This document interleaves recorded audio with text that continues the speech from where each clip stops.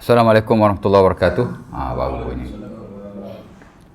Innal hamdalillah nahmaduhu wa nasta'inuhu wa nastaghfiruhu wa na'udzu billahi min shururi anfusina wa min sayyiati a'malina may yahdihillahu fala mudilla lahu wa may yudlil fala hadiya lahu. Asyhadu an la ilaha illallah wa la syarika lahu wa asyhadu anna Muhammadan 'abduhu wa rasuluh. Allahumma salli ala Muhammad wa azwajihi wa zurriyyatihi kama sallaita ala Ibrahim wa ala ali Ibrahim. Wa barik ala Muhammad wa azwajihi wa zurriyyatihi kama barakta ala Ibrahim wa ala ali Ibrahim innaka Hamidum Majid. Rabbi shrah li sadri wa yassir li amri wa hlul 'uqdatam min lisani yafqahu qawli, amma ba'd. Syukur kepada Allah Subhanahu wa taala kerana pada malam ini dapat sekali lagi kita sama berkumpul di suatu kita untuk kita sambung perkongsian kita. Di mana pada kuliah yang lalu kita dalam bab Salatul Aidain, sembahyang hari raya ataupun hukum-hukum yang berkaitan dengannya. Saya ingat dah dua kuliah ya. Kuliah yang pertama itu dua kuliah ke satu kuliah, tapi kita dah bincang tentang makna Al-Aidain ataupun Al-Aidain, makna kepada dua hari raya, sejarah pensyariatannya, dah apa lagi tak ingat kan. Tapi sembahyang ada sentuh hari tu, tak ada kot. Ana pun tak tengok video yang last. Tapi dalam slot Salatul Aidain, dalam fiqhus solah, ada apa yang disebut sebagai Adabu Al-Aidain, adab dua hari raya. Ya, bukan hanya adab melibatkan solat, tapi untuk hari itu secara keseluruhan. Kerana hari ini ada hukum ataupun persyariatan tertentu. Malah ada sunnah-sunnah tertentu yang digalakkan untuk kita melakukannya. Ada banyak ya. Sebahagian daripadanya memang marfu' kepada Rasulullah sallallahu alaihi wasallam. Mana hadis itu memang Nabi sebut, itu yang disebut sebagai marfu' lafzi, ataupun sahabat memberitahu Nabi ada melakukannya, ataupun ada dilakukan pada zaman Rasulullah, ataupun sunnah sekian-sekian pada hari raya itu. Betul-betul yang itu disebut sebagai marfu' maknawi ya. Dan tak dinafikan sebahagian nas tu juga tidak marfu'. Nabi tak sebut apa-apa, sahabat pun tak sandarkan perbuatan itu kepada Rasulullah in spesifik. Tapi ia dilakukan oleh sahabat tu sendiri, atau sahabat tu sebut, itu kita sebut sebagai mauquf. Level dia bawah sikit lah, tapi sebahagian diambil kira dan dijadikan sunnah, di samping ia disokong oleh dasar-dasar yang lain ya. Kadang-kadang ulama guna qiyas ya. Marfu' Nabi tak ada, ia hanya mauquf, yang ini datang pada sahabat Nabi, tapi disokong oleh hal-hal yang lain lah, seperti qiyas ya, dan seumpamanya. Baik, Adabu Al-Aidain, adab dua hari raya. Pertama, of course lah, mandi pada hari itu. Baik hari raya haji, baik hari raya puasa. Baik hari raya puasa, baik hari raya haji. Kalau gabung dua tu kita panggil Al-Aidain lah. Tapi kalau salah satu hari raya puasa kita panggil Yaumul Fitr. Kebiasaan dalam nas sebut Yaumul Fitr, hari fitr. Fitr ni makna Aidil Fitri lah. Ya. Dia tak semestinya Aidul Fitri ataupun Aidul Fitri. Kadang-kadang Yaumul Fitr, hari fitr tu merujuk kepada hari raya fitrah lah, hari raya puasa lah ya, hari raya Aidil Fitri. Kadang-kadang ulama sebut ataupun kadang-kadang nas sebut Yaumul Adha, tu hari raya haji lah ya. Tak semestinya Aidul Adha ataupun Aidul Adha. Yaumul Adha, hari Adha, kerana hari Adha ni hari raya tu lah.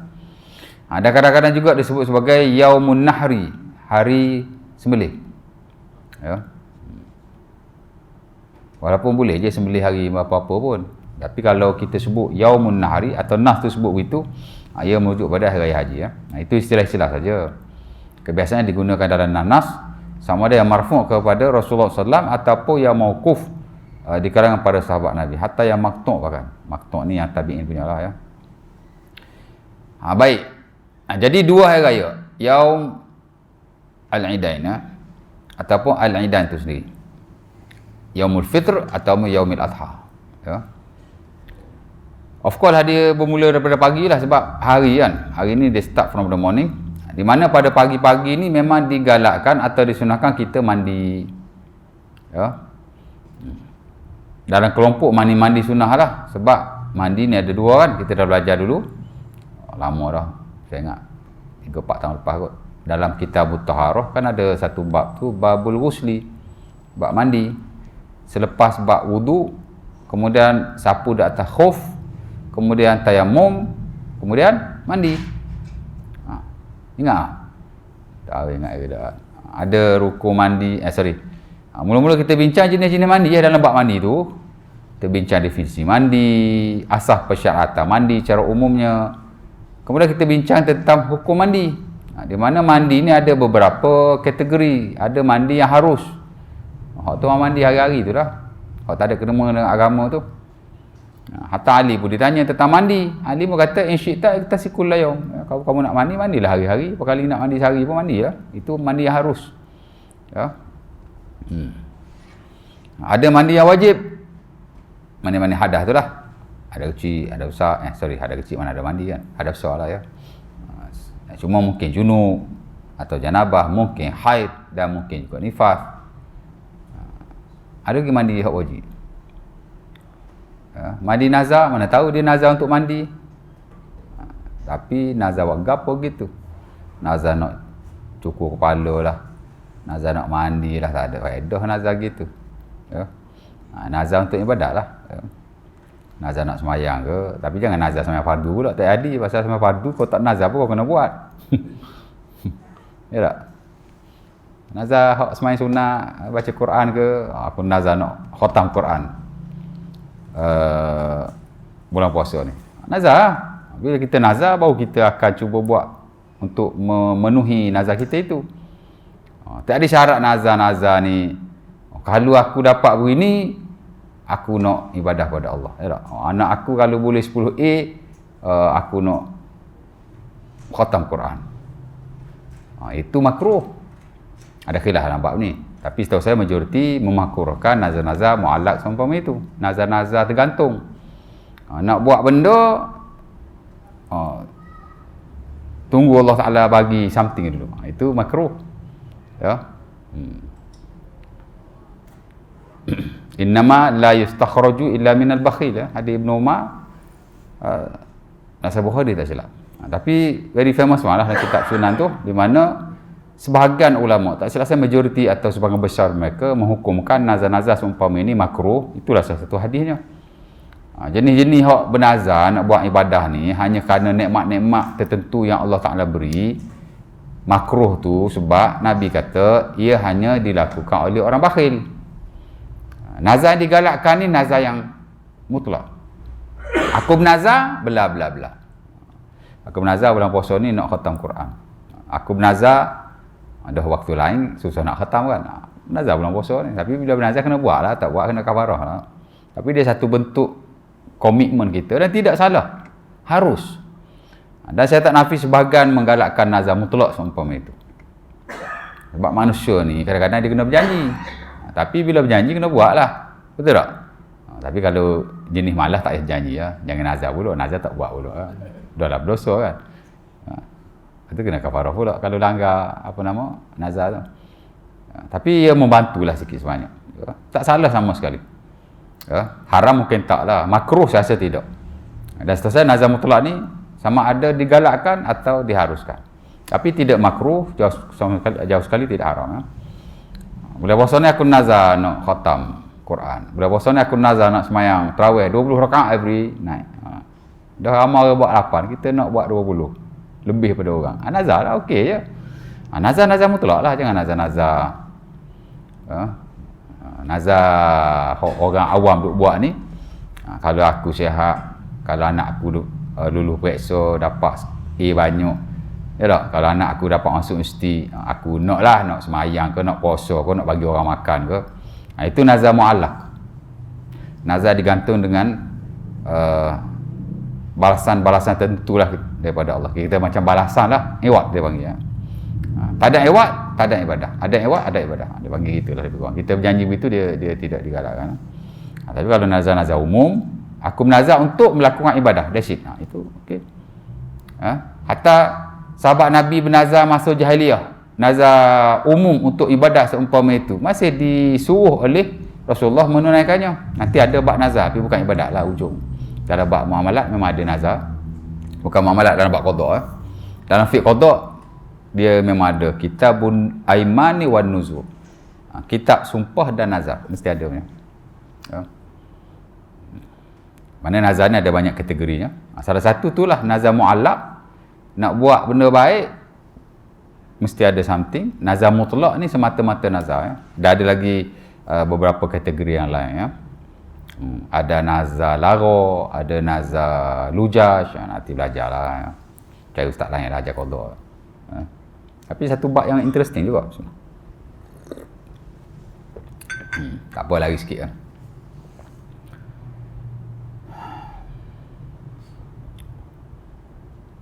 Nazar mutlak ni tuan, macam Umar kan, Sahih Bukhari.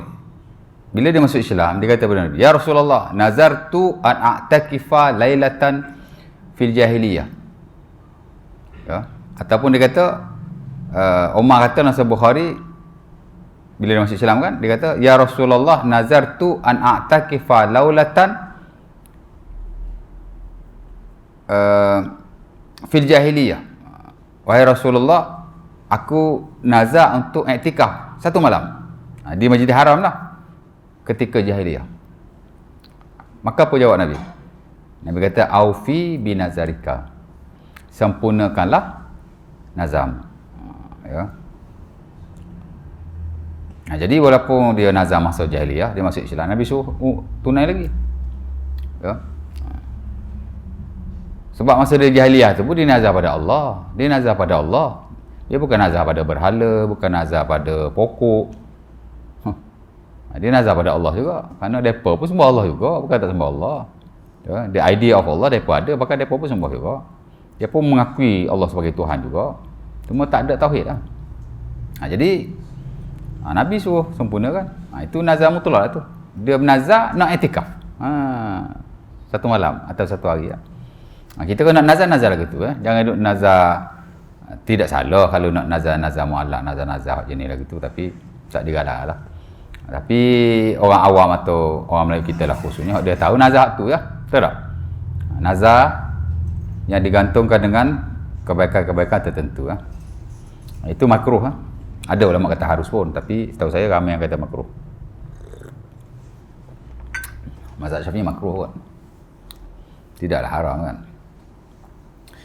Baik. Pasal apa pergi ke nazar tu, jauh pergi tu. Pasal pergi nazar dia?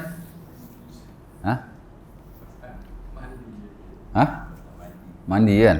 Bab mandi tu kan? Jadi mandi, kalau nazar mandi, dia diwajib lah. Ya, seumpama nazar-nazar yang lain, nazar nak cukur kepala ke apa ke. Tapi tak jadi syarat kita tunaikan, sebab nazar-nazar seumpama ini, kalau tak ada apa-apa faedah, kita kafarah saja. Ya. Man nazara syai'an summa ra'a ghairahu khairan minhu falyatil ladzi huwa khair thumma kafir an yamini au an nadari. Ya. Nabi kata dalam Sahih Bukhari atau Muslim itu, siapa-siapa yang bernazar ataupun man halafa ala yamin, dia bersumpah. Kemudian dilihat ada benda baik lebih bagus daripada sumpahnya itu, maka janganlah tunaikan sumpahnya. Buat hak baik itu, kemudian kafarahkanlah sumpahnya, boleh aja. Niat nak cukup kepala, ada faedah apa juga? Bukan, nazar nak cukup kepala, ada faedah ke apa cukup kepala? Tak cukup kepala, bayar kafarah je lah. Ya. Bukan berat mana pun kafarahnya. Bagi makan 10 fakir miskin, ataupun merdekakan hamba, ataupun kalau tak bagi makanan, bagi pakaian pun boleh. Kalau dua tu tak mampu, puasa 3 hari. Tu je, ingat je nazar ni bukan berat mana pun. Jadi cukup kepala tak ada faedah apa-apa. Betul tak? Orang hak botak nak ada rambut. Kita hak ada rambut nak pergi cukur botak. Ada botak sini tak ada. Jadi hak botak licin lah kalau pendek rambut tu okey je. Makana lahu syi'run falyukrimhu. Siapa ada rambut dia jagalah rambut dia tak. Ya. Fiqh pun ada bab-bab rambut ni, fiqhul libas. Saya ajar di surau di Rawang. Tasik Permaisuri ada satu. Tasik apa? Tasik Puteri ya. Saja fik libah di situ. Fik libah ni ada bincang bab rambut lah. Di mana kalau rambut ni kalau cukup botok saja-saja makruh. Taklah haram insya-Allah, tapi tak bagus ya. Pasal Nabi suruh jaga rambut. Orang tak ada rambut, nak rambut, kita ada rambut, kita tahu rambut ya tak. Okey. Jadi memanglah kalau kita nazar untuk mandi tapi tak berlaku, mana ada orang nazar untuk mandi? Kalau maka dia jadi mandi yang wajib. Tapi tak semestinya dia buat benda tu. Pasal mandi nazar pedoh kau tak ada pedoh langsung, kafarah je lah. Tapi kalau mandi sunat adalah ya. Dalam kelompok mandi sunat banyak tuan. Sekurang-kurangnya ada 9 based on hadis-hadis Nabi SAW. Dan kalau diperluaskan lagi dengan konsep-konsep qiyas sampai 17. Dan itu yang standard dalam mazhab Syafi'i. Kalau kita lihat dalam mata Abi Syuja' dalam Nihayah Taqrib tu, memang dia sebut al-aghsalul masnunah 17 ghuslan. Mandi sunnah ni ada 17 mandi. Sebahagian besarnya memang daripada qiyas lah ya. Daripada qiyas. Mandi makruh tak ada kot, ada mandi makruh. Ada mandi makruh? Ada mandi makruh. Kok namis ya. Mandi haram. Apa mandi haram ya? Tapi yang fit ni banyak mandi sunnah lah ya, mandi sunnah.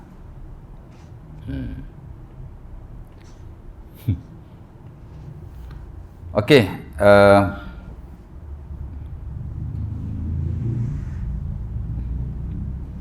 sebagai orang Melayu kita, kalau kita pergi melawat jenazah kan, tak tahulah kampung ustaz ada amal ke tak, tapi sebagai tempat lah ya. Termasuk di tempat saya pun, kalau kita pergi ya, melawat orang mati balik, orang suruh mandi, orang tua suruh mandi ya. Ada orang Jawa sini, orang Jawa pun sama juga. Orang Jawa dia suruh mandi, lagi kuat penekanannya suruh mandi. Oh, kalau tak mandi kena ngepek, memang kena mandi. Dia panggil layak kan. Tak tahu pasal apa kan. Kalau kita melawat orang mati tak sunat apa-apa, tak sunat wudu, tak sunat mandi. Tapi kalau kita mandi ke orang mati, sunat mandi. Kalau kita pikul jenazah dia, sunat basuh tangan. Kalau kita mandi jenazah, sunat mandi.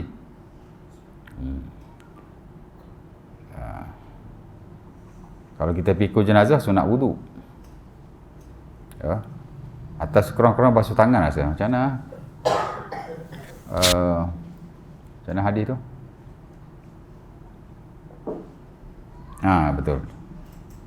Ya. Man ghassala janazatan falyaktasil wa man hamalahu falyatawadda.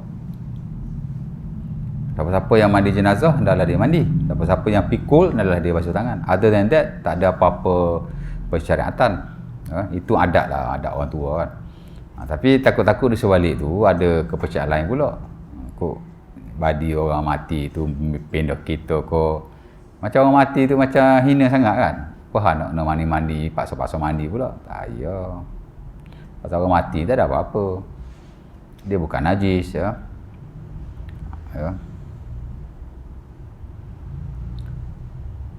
Bahkan tak ada apa-apa pun.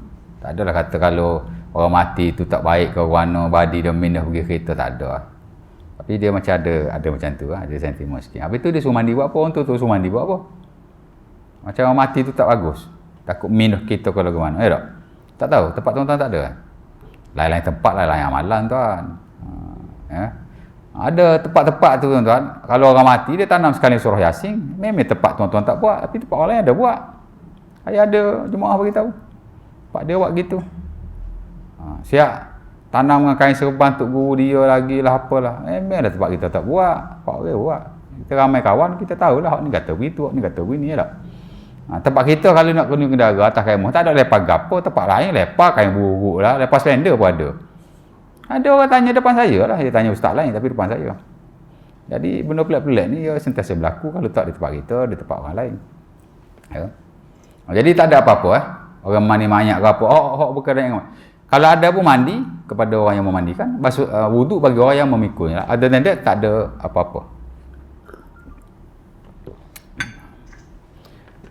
Dulu ada seorang dia kata kalau nak melih lembu untuk korban ke apa, melih lembu, kalau dia pemandi banyak tak digalakkan, nanti lembu tu jadi kerah lah ataupun jadi berlemak lah. Ya tak? Betul tak? Tak pernah dengar? Tak pernah dengar kot. Ustaz kita juga, ya tak? Saya pula fikir apa connection dia? Mandi banyak, lembu tu jadi kerah, jadi lemuk. Apa connection dia? Ada connection lah? Ha? Petua. Petua apa? Tak ada connection apa-apa kan? Habis tu? Ha?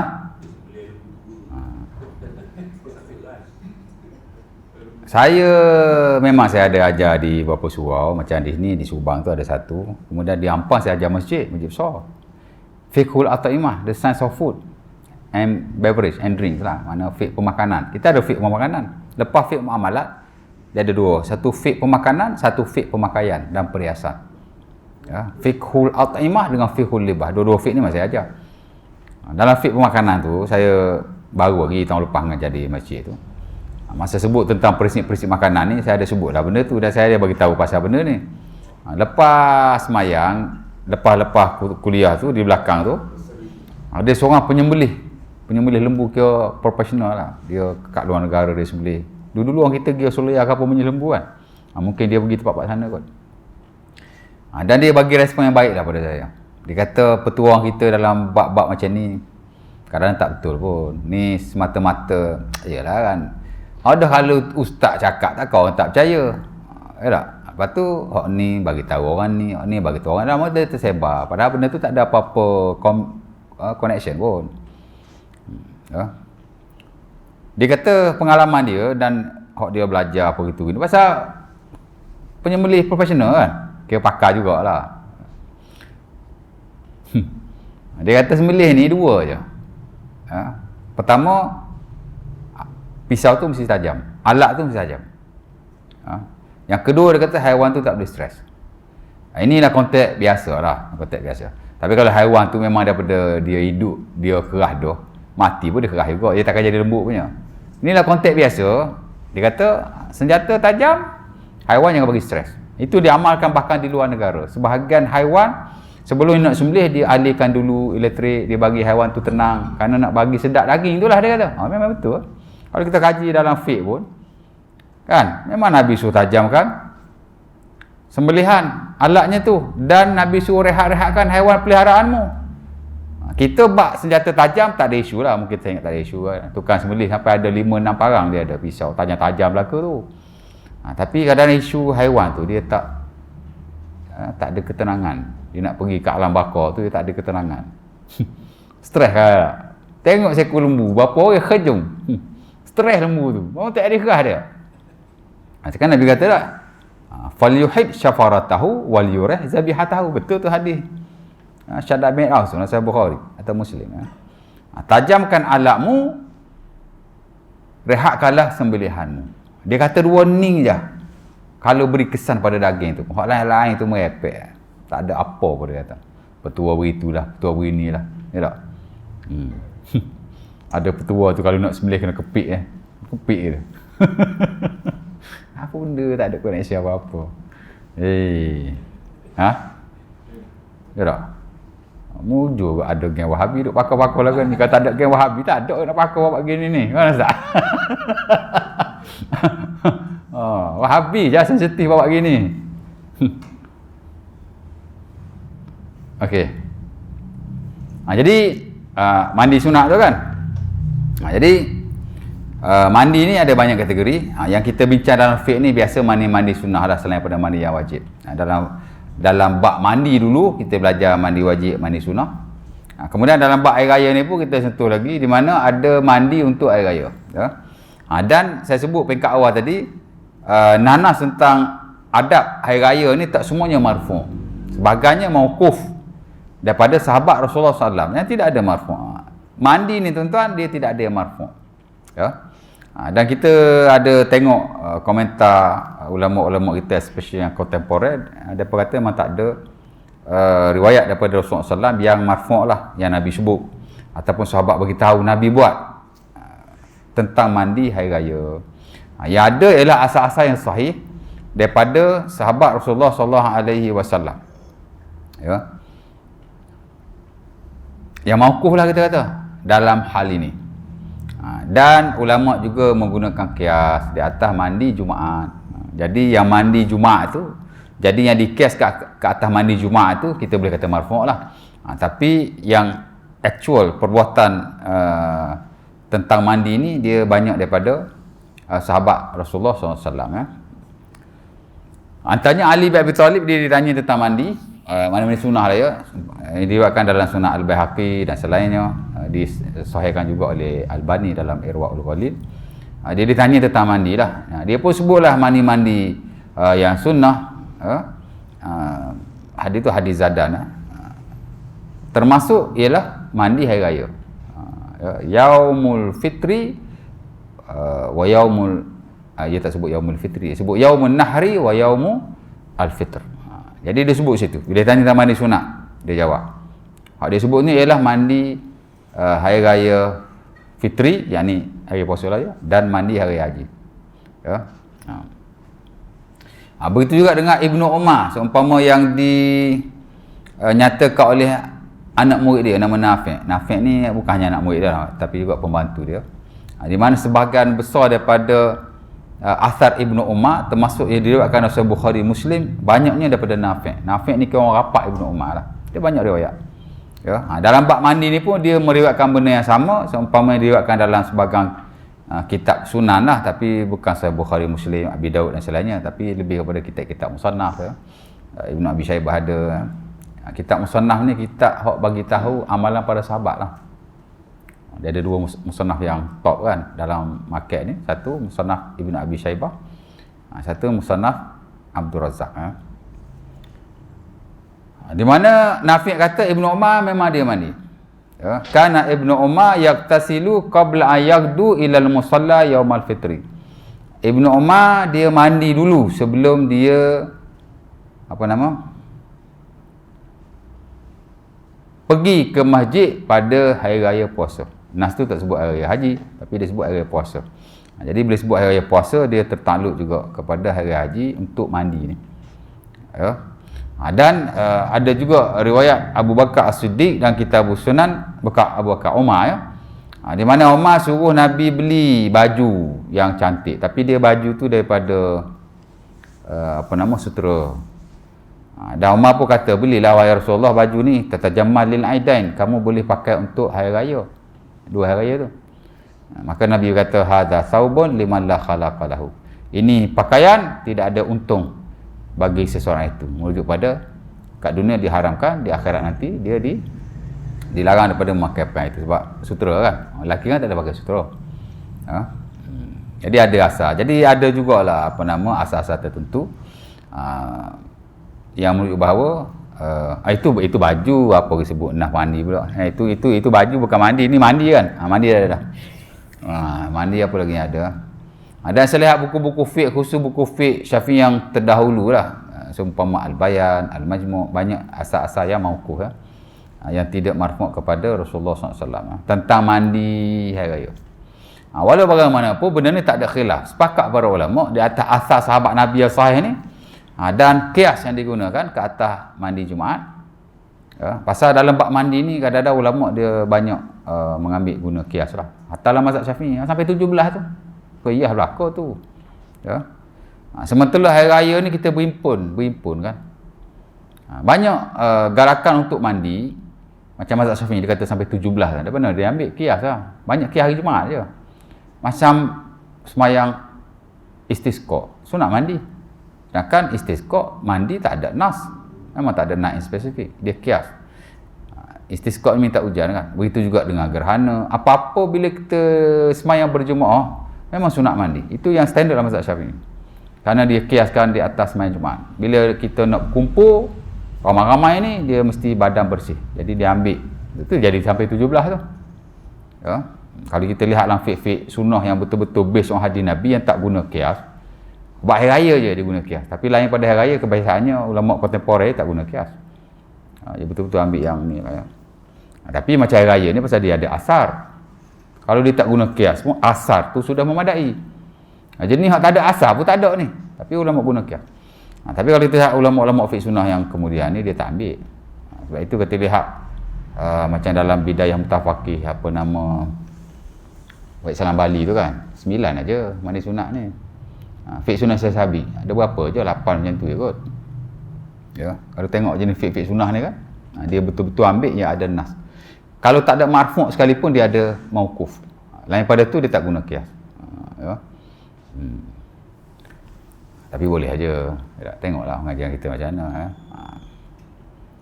Orang yang belajar fiqh Syafi'i pun dia boleh aja saring dengan fiqh sunnah ni, tak ada masalah sama sekali. Hatta kalau kita lihat buku fiqh Qardawi kan, fiqh taharah ke, fiqh semayang ke, fiqh puasa ke, fiqh lain saya tak tahulah, tapi 3 fiqh tu memang saya baca lah buku beliau. Tak ada beza dengan fiqh sunnah kontemporer pun, dia hurang aja. Ya tak?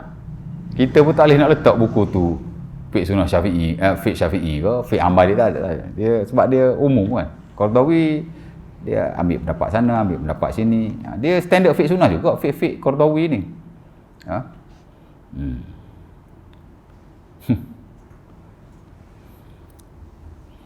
Okey, jadi mandi ya. Ada soalan mandi tak? InsyaAllah. Kejap. Sunat-sunat mandi apa itu ini didahulukan dengan wudu, membasuh kemaluan, itu tertaluk kepada sunat-sunat mandi yang telah kita belajar dahulu. Tak lari. Bila sebut mandi ni hak fardu ke, hak sunat ke, sunat-sunat dia sama saja. Ha?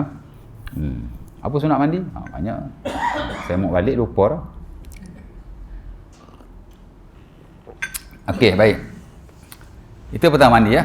Dan mandi ni tuan-tuan, walaupun tak ada yang marfu', uniknya ialah adalah asalnya tu kan. Ulama sepakat no khilaf. Kita tak jumpa lagi lah fuqaha yang kata mandi tidak sunnah air raya ni. Kalau mandi-mandi yang tidak ada asar, semata-mata qiyas, mungkin sebagai ulama dia tak ambil lah ya. Sebab tu kalau betul-betul based on nas, marfu' ke mauquf ke, dia dalam 8 9 macam tu je. Yang jadi banyak termasuk dalam mazhab Syafi'i sampai berbelah-belah tu, sampai 17 tu dia guna qiyas. Ya. Tapi air raya ni dia walaupun ada qiyas di situ, tapi dia ada asar. Dan asar dalam bab ni sudah memadai ya. Sebab tu ulama kita dia kata ittifaq macam Ibnu Abdul Bar dalam bukunya, kalau tak Tamhid Istizkar, dia kata ittifaq.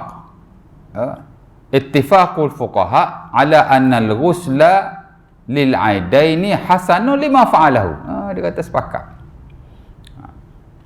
Kalau fiqh mazhab Syafi'i saya tak tahulah. Saya tak jumpa lagi lah ulama yang kata tak sunnah. Dan saya yakin mazhab lain pun sama, kerana dinukilkan dia sepakat, ittifaq. Jadi Ibnu Abdul Bar kata ittifaq, makna sepakat lah. Al-fuqaha, tutup fiqh, tahu fuqaha? Fuqaha ni jamak kepada faqih, plural kepada faqih. Faqih seorang. Belajar bahasa Arab kan? Bahasa Arab lagi. Memang belajar fiqh ni patut kena tahu bahasa Arab. Sebab tu ada surau dia minta saja usul fiqh, Ustaz. Aku pening nak ajar usul fiqh macam mana ya. Usul fiqh ni dia kena tahu bahasa Arab. Kau basic. Kalau tak tahu bahasa Arab, macam nak ajar usul fiqh? Boleh ajar. Tapi sebagai istilah tu dia mesti dijelaskan dalam konteks bahasa juga. Ya? Tapi saya ajar juga, tapi saya tak ajar buku fiqh. Tapi saya tak ajar buku usul fiqh yang betul-betul usul fiqh lah. Dalam market ni apa usul fiqh? Hak Melayu lah, hak paling basic. Buku usul fiqh Fawah Fadil tu lah. Tapi hak basic-basic pun kalau kita tengok, kerana usul fiqh ni banyak main dengan istilah. Ya. Jadi dengan istilah tu baru kita huraikan. Tapi kalau istilah tu pun kita tak boleh nak catch up. Susah juga tuan-tuan.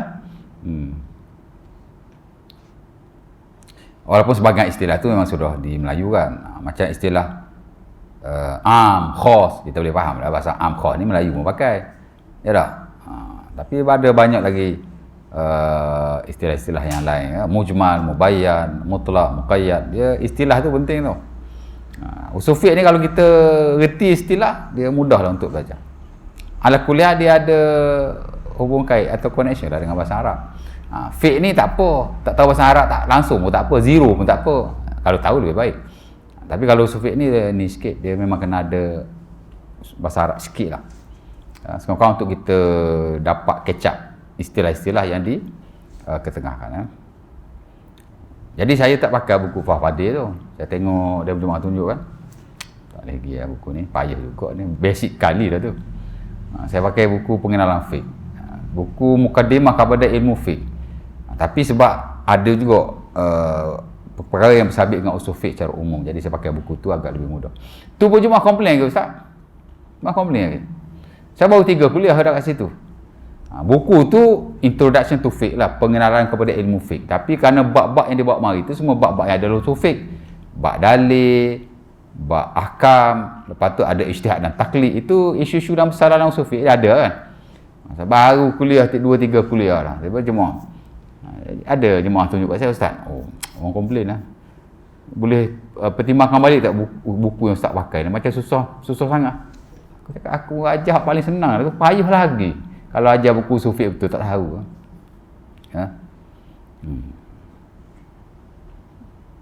Sebab saya 3 kuliah dah, tapi kuliah pertama kedua itu gambaran umum aja antara fiqh dan usul fiqh.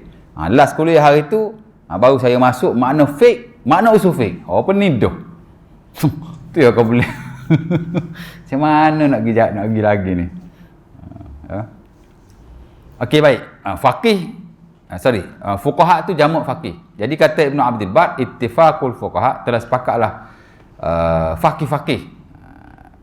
Kerana fuqaha tu jamak kepada faqih, plural lah kepada faqih. Seorang faqih, kalau ramai fuqaha. Dalam bahasa Melayu kita terjemahkan sebagai ahli-ahli fiqh. Dan kalau terjemah orang kampung kita panggil tuk fiqh. Tapi tuk fiqh betul-betul tuk fiqh lah. Banyak orang kita ni dia cop tuk fiqh tu, kadang tak tuk fiqh mana pun. Nampak? Dan faqih ni penting juga dalam fiqh. Kita belajar fiqh kan, fiqh ilmu tu. Orang yang menguasai ilmu tu dia sebut sebagai faqih. Itu saja. Jadi faqih ni orang yang fiqh. Ilmu fiqh dia bagus. Dia tahu hukum hakam, dan dia tahu dalil dan ilah-ilah yang ada. Of course lah dia tahu para ulama, dan dia letakkan benda tu di tempat yang betul. Kalau ijma' dia kata ijma', kalau khilaf dia kata khilaf. Apa sandaran, apa hujah, apa alasan setiap hukum itu.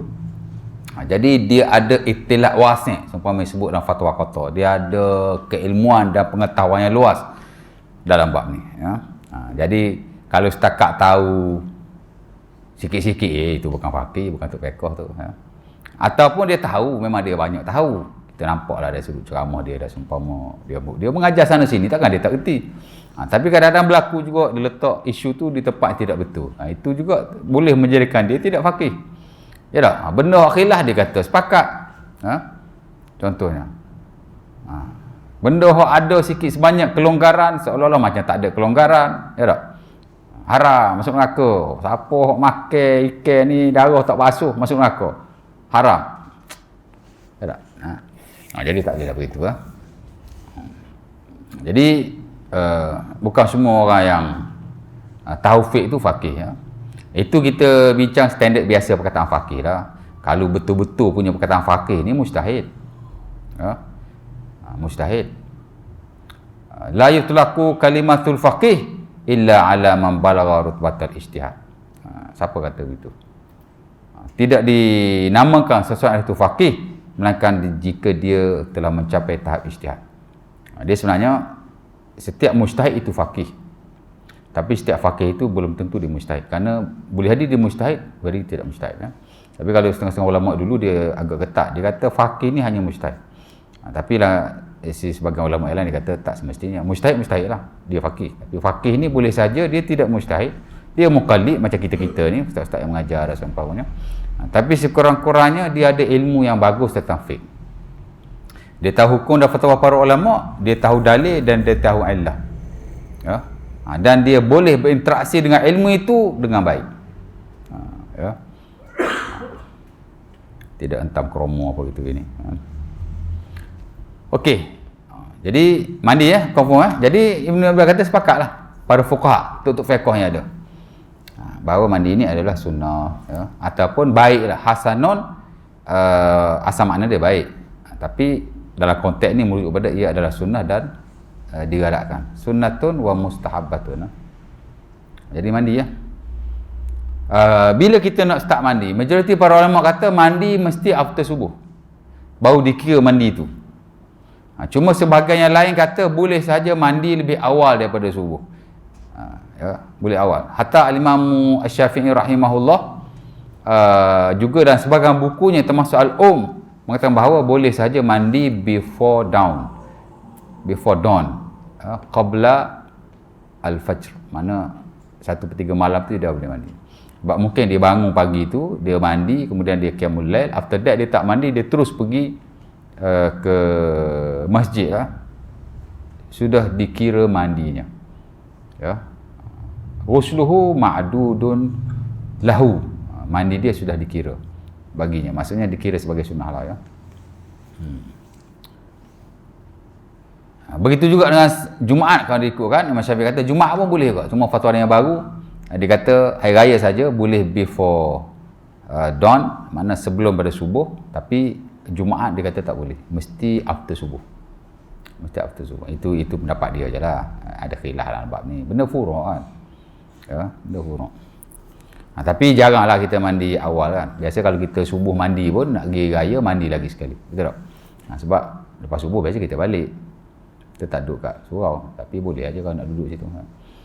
Tapi kalau tuan-tuan mandi, agak-agak dah tak nak mandi sebelum pergi sembahyang raya tu, tuan-tuan niat teruslah mandi. Mana mandi subuh tu kan? Niat terus mandi hari raya. Mujzi insya-Allah. Ulama kata memadai baginya insya-Allah. Boleh ada tanya apa tak? Isyarat 40 minit tu cukup lah. Sikit-sikit lah. Dapat soal malam ni. Nak berhabis 30 lah. Tapi hal lain dia go through je lah ya. Tak ada isu sangat.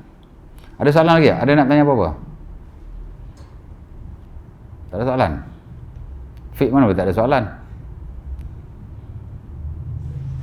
Mandi telanjang makruh tak? Hah? Mandi telanjang. Mandi telanjang? Makruh? Okey, mandi ni kalau kita tidak bertelanjang itu sunnah. Kalau tak sepakat pun majoriti lah. Saya ingat sepakat kot. Mandi dengan ada pakaian lain. Itu memang sunnah. Ya. Di atas beberapa hadis Nabi SAW. Antaranya yang famous yang digunakan oleh ulama dalam bab ni ialah hadis yang diriwayatkan oleh Al-Imam Abi Daud rahimahullah, Turmuzi atau selainnya, daripada Bahaz bin Hakim. Di mana dia tanya Rasulullah SAW tentang aurat. Ya Rasulullah, auratuna ma na'ti minha wa ma nazar. Faqala an-nabi ihfaz aurataka illa min azwajika aw ma malakat yaminu. Dia kata, wahai Rasulullah, aurat kami ni mana yang kami nak jaga, mana yang kami bolehlah untuk dedahkan. Maka Nabi kata, jagalah auratmu melainkan ke atas isterimu atau orang-orang di bawahmu. Hamba lah ya.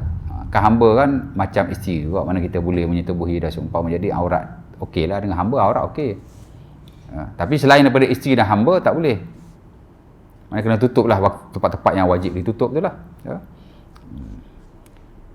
Kemudian ditanya pula Rasulullah, ya Rasulullah, in kana ahaduna khalian, kalau kita duduk seorang-seorang macam mana?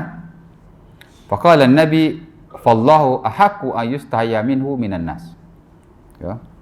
Maka kalau kamu duduk seorang-seorang, Allah Ta'ala lah lebih layak untuk kamu malu kepadanya. Maksudnya duduk seorang-seorang macam dalam bilik air seorang-seorang juga kan. Kalau dapat tutup lebih baik, kerana manusia tidak melihat kita, memang haram pun. Tapi supaya kita malu kepada Allah ya. Jadi di atas hadis itu, dan adalah beberapa nah yang lain ya, dalam bab mandi ada sebut dah hari tu ni. Nanti jumpa lagi mandi telanjang ni dalam fiqh pemakaian pun ada sebut juga dalam bab aurat ya. Dalam aurat semayang pun ada sentuh kot, tak tahulah kan. Tapi ada hadis ni amat famous sekali. Dan sebab itu sepakat para ulama atau majoriti kata memang sunnah kita tutup lah. Ya.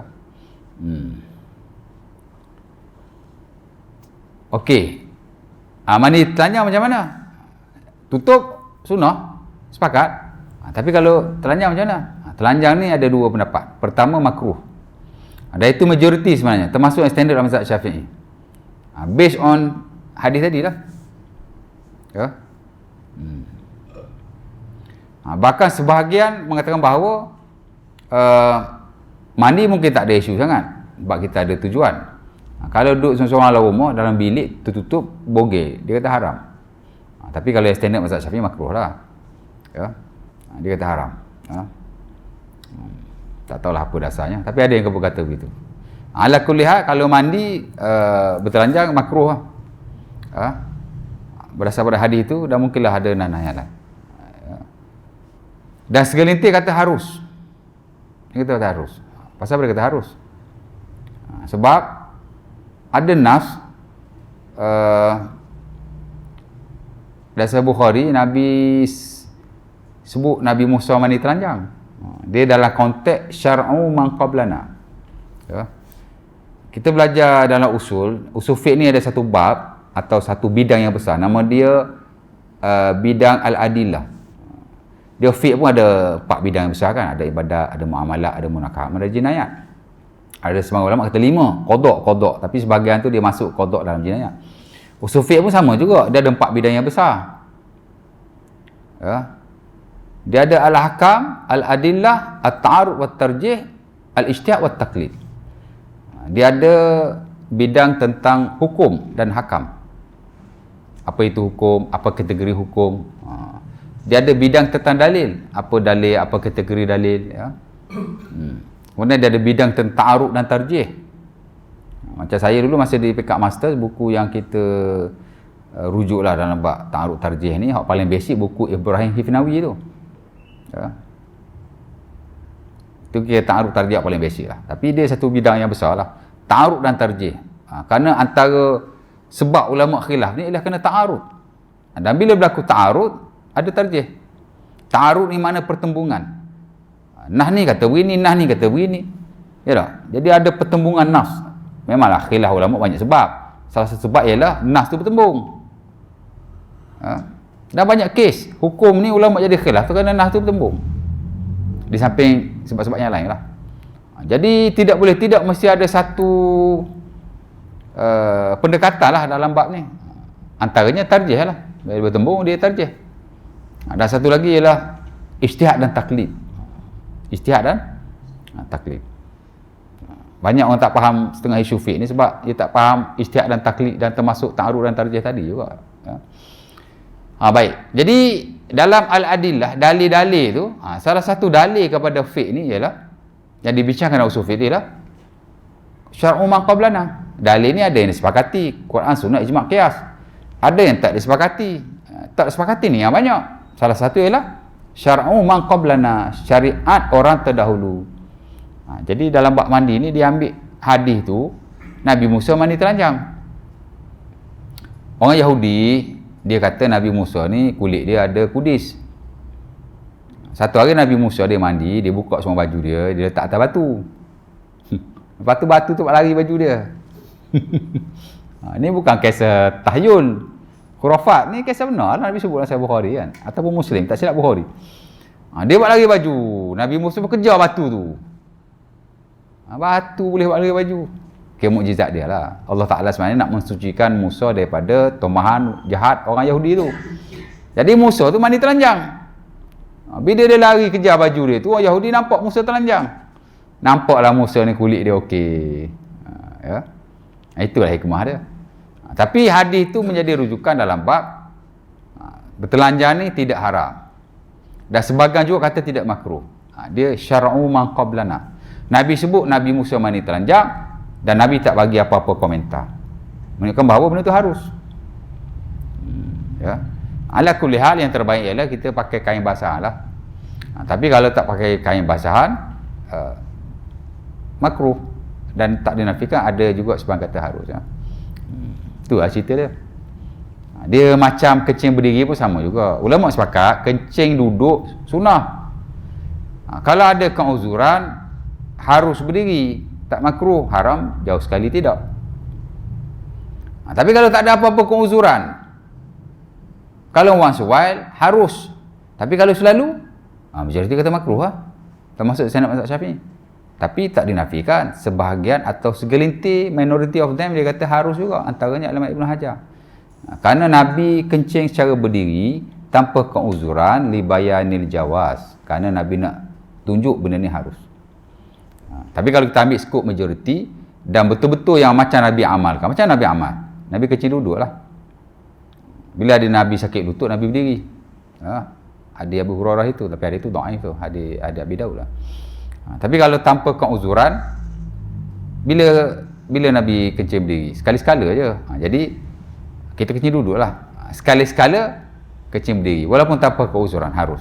Tapi kalau kita asal kencing je berdiri, dia macam tak sama dengan sunnah Nabi lah. Nabi tak kencing berdiri all the times, hanya once a while. Jadi makruh tu menepati lah. Tapi ada juga ulama kata harus. Walaupun Nabi buat sekali, tapi kalau tanpa keuzuran, itu bayanul jawaz. Itu kaedah ulama masing-masing lah. Cerita dia gitulah. Boleh? Jadi tak ada apa masalah insyaAllah. Haram tak sama sekali. Sebab tu dulu ada ustaz yang famous tu kan, dia kata Muaz bin Jabal kena azab pasal kencing berdiri. Kencing berdiri ni bukan haram. Dan kalau tanpa keuzuran pun memang majoriti kata makruh, tapi segelintir kata harus. Takkanlah sahabat sebesar Sa'ad bin Muaz tu kena azab pasal kencing berdiri, sedangkan benda tu tidak haram sama sekali. Nabi buat walaupun sekali tanpa keuzuran, dia tak diharam lalu. Tak tahulah dia tu belajar fiqh ke tidak. Tapi nak tetap belajar fiqh pun susah juga kan. Ramai je ustaz tak apa reti fiqh pun. Dia ajar tu macam dia reti, padahal dia tak reti pun. Tuan-tuan mungkin tak boleh detect, tapi kami yang belajar fiqh kami tahu lah. Kami boleh detect dia tu macam mana kan. Jenis-jenis orang macam ni. Dia tak ada idea pun pasal fiqh bab tu. Bab lain saya tak tahulah, tapi kalau bab tu, kalau dia kata begitu memang tak ada. Sementara nas tu tidak sahih, malah dihukumkan palsu oleh sebagian ulama. Hadis tu memang tak boleh pakai pun. Memanglah awak nak bagi galakan pada orang supaya kencing duduk kan. Tapi janganlah rosakkan fiqh tu sendiri, malah ambil nas yang tak boleh pakai. Kan, nas Bukhari, Sa'ad bin Muaz mati, 70,000 malaikat turun tu. Apik dia pergi ke kubur. Turun untuk menghormati sempena mati dia. Takkan sahabat yang diiring oleh 70,000 malaikat, seumpama dia akan rasa Bukhari, kan, diazab pula ke? Tak logik betul. Tapi ada hadis yang sahih juga. Sa'ad bin Muaz memang dia dihimpit oleh kubur, dia bukan diazab, tapi dihimpit oleh kubur. Tapi himpit kubur ni semua orang kena, beriman ke kafir ke semua kena. Cuma kalau himpitan orang kafir, himpitan azab. Kalau himpitan orang beriman, dia panggil himpitan umumah, himpitan keibuan. Dia satu rahmat Allah Ta'ala, macam ibu dia perlu anak dia, macam tu lah. Okey, boleh tu? Ada soalan lagi? Syekh tanya apa tadi? 3 minit pukul 9. Kenapa?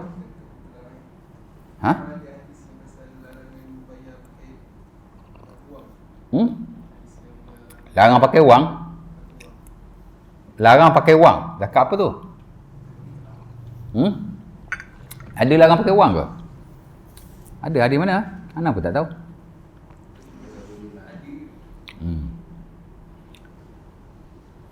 Zakat fitrah ni memang majoriti kata mesti bayar dengan qut. Qut ni ialah makanan ruji. Ya. Sebagian ulama kata mesti qutul balad, mesti makanan ruji negeri itu. Dan itu yang termasuk dalam standard mazhab Syafi'i. Mesti makanan ruji negeri itu. Kalau di negeri itu gandum, gandum lah. Kalau negeri itu berah, berah lah. Cerita berah kan? Berah lah. Kalau negeri itu apa lagi? Tak salah makanan ruji dia apa? Ruji negeri itu mesti disebut sebagai qutul balad. Sebagai ulama kata asal qut saja. Ini yang standard dalam mazhab Malik. Asal qut saja. Mana asal makanan ruji lah. Awak Malaysia ni makanan ruji dia berah, tapi nak bagi gandum boleh, pasal gandum ni makanan ruji juga, tapi di negeri lain. Tapi kita pun pakai juga gandum. Kita kata makanan ruji nombor 2 lah, makanan ruji nombor 1 berah. Makanan ruji nombor 2 kita gandum, dia masih ada konteks makanan ruji. Ya. Tapi kalau nak bagi makanan, sebaik-baiknya bagi hak nombor 1 tu lah, kerana itu lebih baik. Ya, bagi berah lah. Jangan bagi gandum pula, kalau nak bagi hak makanan ruji. Ya. Pasal apa? Pasal hadis-hadis tentang zakat fitrah ni dalam fiqh puasa memang ada satu bab, ujung-ujung lah biasanya, bab zakatil fitri, bab zakat fitrah. Ataupun dalam bab zakat tu sendiri ada bab zakat fitrah. Zakat fitrah ni kadang dia masuk dalam bab puasa, kadang dia masuk dalam bab zakat. Bab zakat tu lah, ujung tu ada zakat fitrah selepas zakat-zakat yang lain. Ala kulli hal, zakat fitrah dia ada hadis yang khas, yang menyebut tentang bila kita nak bagi, mesti bagi makanan ruji. Macam hadis Ibnu Abbas, macam hadis Abu Sa'id Al-Khudri, hadis Ibnu Umar. Itu hadis yang ada dalam Sahih Bukhari, Sahih Muslim. Ya. Di mana kata mereka, kami bayar zakat fitrah. Kunna nukhriju zakatal fitri ala ahdi Rasulillah. Sa'am min sya'ir, sa'am min tamar, sa'am min zabib. Kami mengeluarkan, ni Abu Sa'id, dia kata kami mengeluarkan zakat fitrah pada zaman Rasulullah. Satu gantang daripada gandum, satu gantang daripada bali, satu gantang daripada tamar, satu gantang daripada zabib. Jadi dia sebut makanan-makanan ruji belaka tu. Ya. Ibnu Umar pun sama, dia kata kami zakat fitrah itu wajib ke atas, adalah hadis-hadis dia kan. Cerita dia makanan ruji ya banyak disebut dalam bab ni. Lepas tu Ibnu Abbas pun kata, dasar Muslim kot, farada Rasulullah zakatal fitri tuhratun lis-shaim tu'matan lil miskin. Ya. Allah Ta'ala ataupun Rasulullah mensyariatkan, memfardukan zakat fitrah ini sebagai penyucian kepada orang berpuasa dan memberi makan kepada orang miskin. Betul tak? Jadi bila kita bayar zakat fitrah, kita dapat dua. Satu, mensucikan kita, sebab kita puasa bukan perfect pun. Dia boleh menyucikan tu. Zakat fitrah boleh menyucikan. Ya. Dan boleh memberi makan kepada orang fakir miskin. Ada dua kebaikan di situ. Ya. Sebab itu sebagai ulama dia agak tegah dalam bab ni. Macam Ibnu Utsaimin kan. Dia kata tak sah dengan duit-duit ni. Dia betul-betul pegang hadis Ibnu Abbas tu lah. Di mana fungsi zakat fitrah ialah selain daripada nak beri makan kepada fakir miskin, dia menyucikan kita punya puasa. Yang mana dia kata kalau awak bayar pakai duit tak dapat benda ni. Boleh tengok dalam buku dia Syarah Mumtaz. Tapi dia antara yang pegang hadis tu lah. Mana? Dan seingat saya majoriti lah. Standard mazhab Syafi'i memang makanan ruji pun. Buka lah buku mazhab Syafi'i mana-mana pun. Tapi sebagai yang lain kata tak semestinya makanan ruji. Dan itu mazhab Hanafi sebenarnya. Kita dalam bab harta ni, kita banyak ambil Hanafi. Kalau tak banyak pun sebahagian lah daripadanya. Dan termasuk zakat juga. Hanafi ni dia banyak flexibility dalam hukum kafir dia. Of course lah dalam hal melibatkan harta. Ya. Kerana dalam bab harta ni, khusus zakat lah ya, dia ambil kira maslahah. Aslah lil masakin, yang lebih memenuhi kemaslahatan orang miskin. Sebab itu dia membolehkan zakat-zakat harta ditukar kepada wang. Dan bukan zakat harta saja, zakat fitrah pun sama juga. Bila kita tukar pada wang, dia lebih aslah lil miskin, boleh memenuhi kemaslahatan orang miskin berbanding hanya memberi makan. Dia guna kaedah tu lah. Hanafi dah ada kaedah dia sendiri. Jadi dia guna prinsip maslahah dalam bab ni. Hadis memang tak ada lah bayar pakai duit zaman Rasulullah, baik dinar, baik dirham, tak ada. Tapi tak tahulah, entah kata ada larangan bayar pakai duit, mungkin ada kot, saya tak tahulah. Ala kulli hal, bab zakat ni dia tertakluk kepada ulil amri ya. Mungkin kita belajar fiqh yang standardnya begitu. Ya. Macam kita kata dalam bab zakat kan, standard mazhab Syafi'i bagi makanan ruji, bagi duit memang tak sah. Tapi kita nak kata bagi duit tak sah dalam konteks hari ni, especially di tempat kita, tak boleh, pasal harta termasuk zakat ni di bawah ulil amri. Jadi kalau ulil amri mengharuskan, malah menggalakkan bayar pakai duit, kita kena akur lah. Kalau awak nak pilih tak boleh, di atas dasar tertentu sebab kita mengaji kan. Kita buat on our own lah. Jangan hasut masyarakat supaya tak payah pakai zakat pula. Tak payah pakai ni pula. Ya. Jadi kita nak faham juga bab tu. Bab harta ni dia agak berbeza berbanding hak lain-lain. Ya. Dan kita tak boleh bercanggah dengan uli amri yang bab ni. Kerana dia ambil kira banyak hal. Ya. Jadi terpulanglah. Ya. Saya memang bayar duit all the time. Saya bukan tak tahu apa bayar makanan ruji ni. Kalau dia sudut hukum tu dia majoriti para ulama. Kalau mazhab Syafi'i memang standard pun. The most standard. Paling mutamak sekali. Dan dari sudut fungsi dia pun baguslah kan. Kita lihat Adi bin Abbas dan seumpamanya. Tapi saya mau bayar pakai duit kan. Lagi itu memudahkanlah. Ada pernah sekali saya bayar pakai beras. Saya ingat 10 tahun lepas kot. Ada saya beli beras sekali. Saya beli sekampit saya bagi. Yang 5 kilo punya. Cerita dia boleh aja ya. Macam sekarang kan, kalau kita lihat dalam fatwa yang JAKIM keluarkan dari ISMAH tu tentang bayar zakat kepada amil kan, ulil amri. Secara umumnya dia kata negeri-negeri mewajibkan, sebagianlah daripada negeri Malaysia. Tengoklah macam mana, macam Selangor dia mewajibkan bayar kepada ulil amri. Tapi membayar kepada orang lain yang asnah zakat juga secara bersendirian, tidaklah dianggap sebagai satu jenayah yang boleh diambil tindakan. Tapi ulil amri memang mewajibkan ataupun memang suruh kita bagi ke dia lah. Jadi dari sudut kepentingan tu ada juga, sebab duit zakat ni dapat banyak bantu orang Islam. Kalau masing-masing bayar masing-masing, jadi ulil amri nanti kan tak ada duit pula. Tak? Zakat tu tengoklah macam mana. Boleh. Jadi macam tu lah. Zakat fitrah. Dia dalam bab puasa. Biasa zakat fitrah ni. Dan dia dalam fiqh pun dia bukan satu bab yang besar. Sebab zakat fitrah ni dia very straight to the point. Dan isu yang khilaf ulama pun tak banyak. Dalam isu makanan ruji duit ni tak ada khilaf setahu saya. Kalau ada khilaf pun Hanafi je kata boleh pakai duit. Dia isu bayar lebih awal. Macam kita bayar lebih awal kan. Ada juga saya lihat setengah orang tu dia kata bayar kalau nak awal ni hanya 2 atau 3 hari sebelum puasa. Kalau sebelum tu tidak sah. Memang ada ulama kata begitu. Macam Ibn Utsaimin, tak silap saya, Saudi punya dia kata tak sah. Tak silap saya lah. Kerana kalau kita lihat hadis dalam bab bayar awal ni, adalah beberapa hadis dalam bab tu. Macam hadis Ibn Umar kan. Dia keluarkan zakat tu 2 atau 3 hari sebelum. Tapi sebagai ulama kata boleh bayar lebih awal.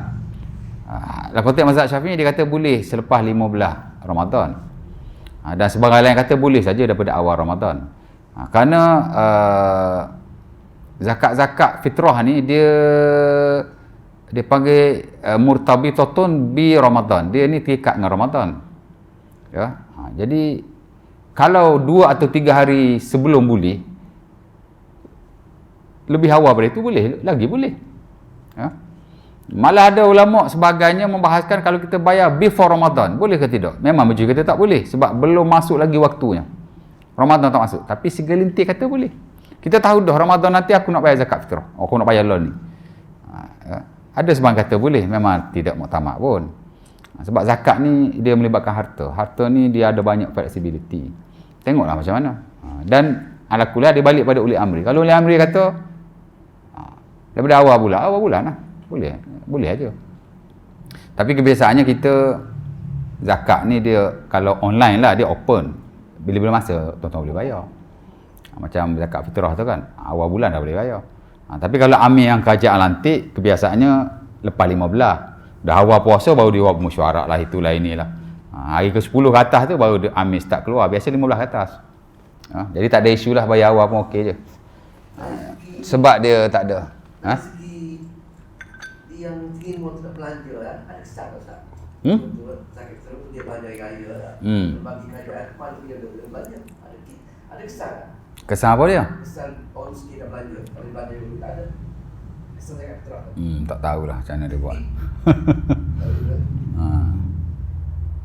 Kita pun tak faham sangat dari sudut admin zakat ni ya. Macam mana dia buat duit zakat fitrah apa gitu ini tu. Adakah dia bagi terus ke macam mana, tak tahu, kita pun tak tahu lah. Kita bagi sepenuh kepercayaan lah. Ya tak? Kali ikut kan memanglah zakat fitrah ni untuk kita beri dan digunakan oleh orang fakir miskin pada hari raya dan seumpamanya. Tapi ya itu asalnya begitulah. Tapi dari sudut kita bagi duit tu, bila dia bagi kepada orang miskin apa gitu, kita mana pengurusan dia tu, duit dia, pengagihan dia bagi siapa, bagaimana apa, kita pun tak tahu. Kalau nak tahu kena kita tanya depa sosok. Memang kita tak tahu. Dan saya pun personally pernah tanya Mufti Selangor tentang perihal zakat ni. Dia sendiri pun dalam banyak hal dia tak tahu. Dia tahulah dasar-dasar, of course lah fatwa sebab dia yang keluarkan. Tapi in detail dia pun tak tahu, kerana dia kata zakat ni ada eksekutif dia sendiri yang menguruskan. Dalam hierarki tu hak atas sekali sultan lah. Nombor 2 mufti, baru hak lain-lain kan. Tapi dia tak terlibat secara langsung dalam pengurusan hak furuk-furuk hak spesifik ni. Dia ada pentadbiran dia sendiri, eksekutif dia sendiri, depo yang tu. Dia tak disapu tangan. Jadi kalau kita nak tahu, kita kena tanya orang yang menguruskan zakat lah. Macam mana? Tapi Tok Haji kita jadi siasat one by one pun.